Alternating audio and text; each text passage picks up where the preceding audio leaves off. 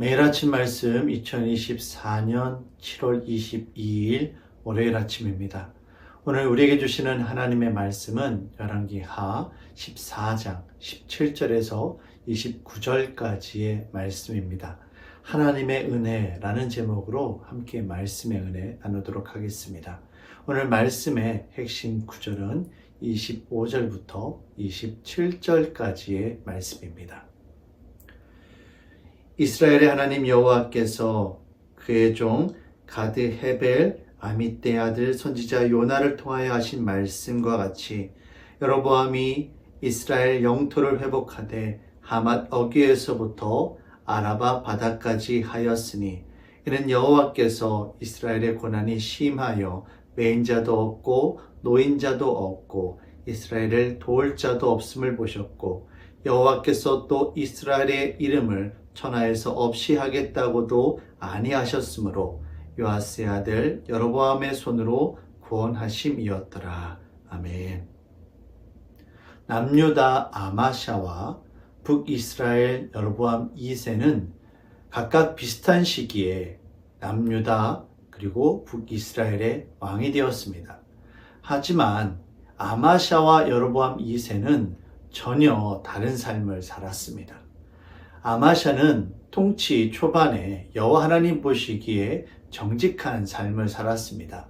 하지만 시간이 지나면서 아마샤는 점차 교만해져서 하나님을 배반하고 유다 백성들로 하여금 우상과 이방신을 섬기도록 하는 악한 왕이었습니다.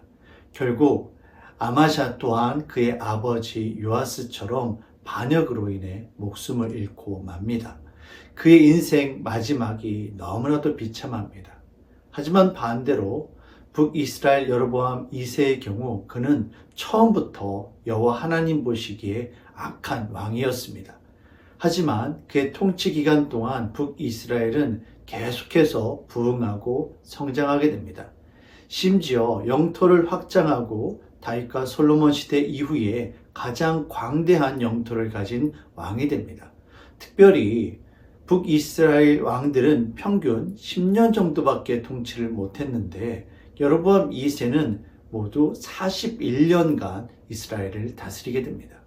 어떻게 이와 같은 일들이 가능할 수 있었을까요?